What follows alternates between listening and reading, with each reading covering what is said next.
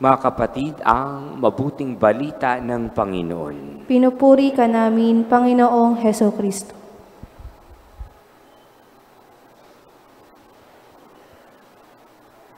Madalas, meeting ng meeting, pero hanggang meeting lang. Hindi naman nagagawa, hindi naman nasa sa katuparan. O madalas, salita ng salita, pero hindi naman nagagawa, hanggang salita lang. Kaya gusto natin hindi lamang sinasabi sa salita, kundi ginagawa. Sapagkat mas kapanipaniwala kung ang narinig sa salita ay nakita sa iyong magawa. Kaya nga kapag ito'y nanatiling salita, ito ay hindi napunta sa gawa, ito ay purong awa.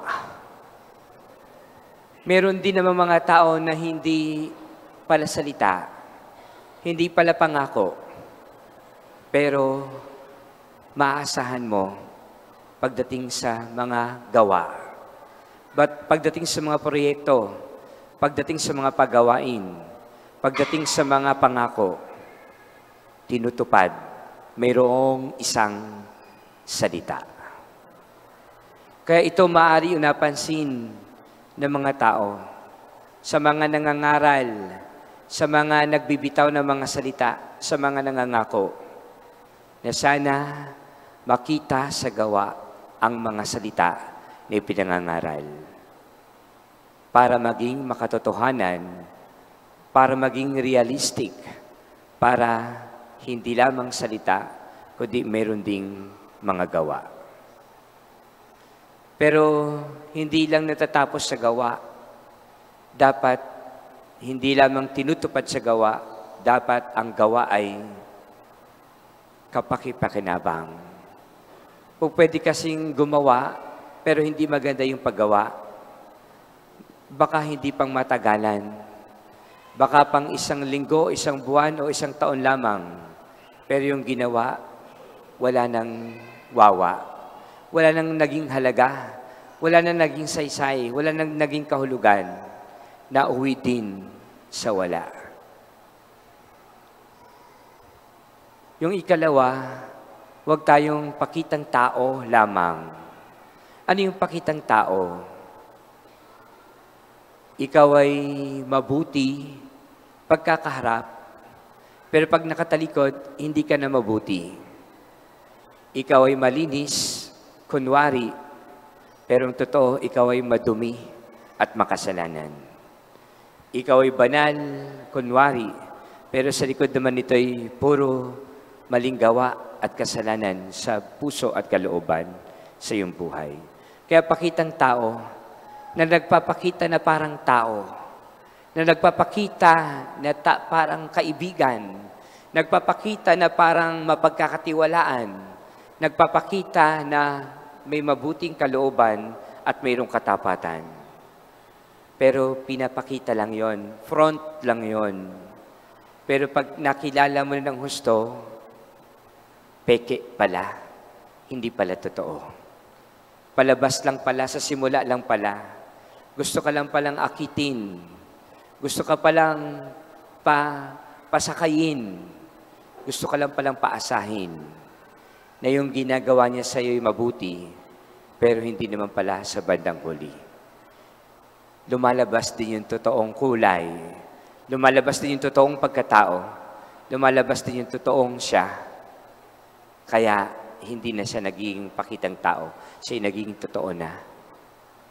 Kaya lang may masamang ugali pala at pakikitungo sa kapwa. Yung bandang huli, hindi lamang makita sa gawa, hindi lamang pakitang tao, yung kapakumbabaan. Yung kapakumbabaan minsan masakit. Masakit lalo na sa isang taong sanay na laging nasa itaas. Sanay na laging nagtatagumpay. Sanay na laging pinupulit, pinapalakpakan. Sanay na laging hinahangaan at tinitingala ng sinuman.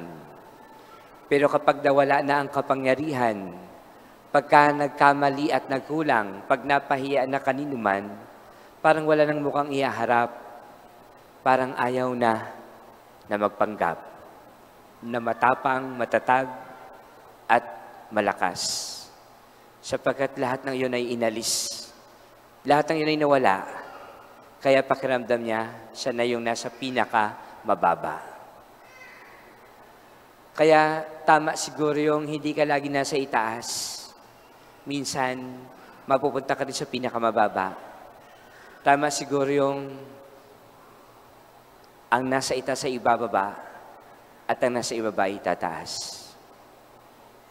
Pero anuman yung damdamin at kalooban natin dito, lagi tayong maging mapagpasalamat sa Diyos.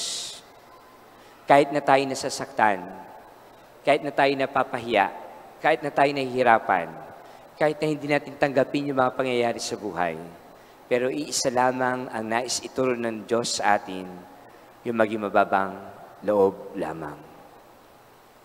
Sa tuwing tayo nagsisimba, sa tuwing tayo nagdarasal, nakikiusap tayo sa Diyos. Nagpapasalamat tayo sa Diyos. Humihingi tayo ng tulong at awa at paggabay sa Diyos. Na sana sa buhay natin, makita natin yung ating mga pagkukulang at kahinaan at handa natin itong ituwid at itama at baguhin sa ating buhay.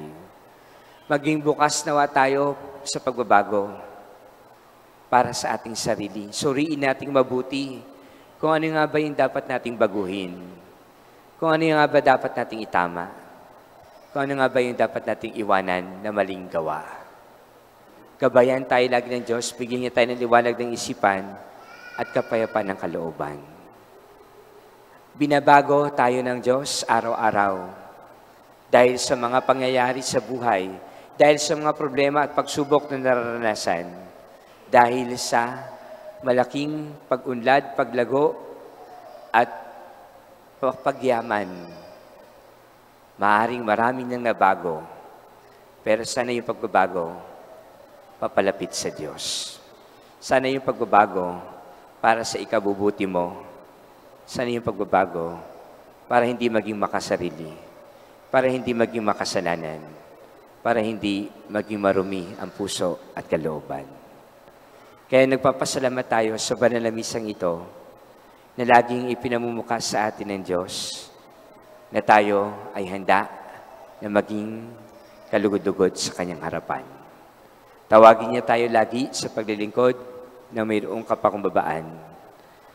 Hindi tayo perpekto, pero sinisikap natin ang lahat upang ang Diyos muli tayong pagkatiwalaan at makita muli sa atin ng malinis na puso at magandang pamumuhay na sa Kanya nagpupulit nagpapasalamat sa Kanyang kadakilaan.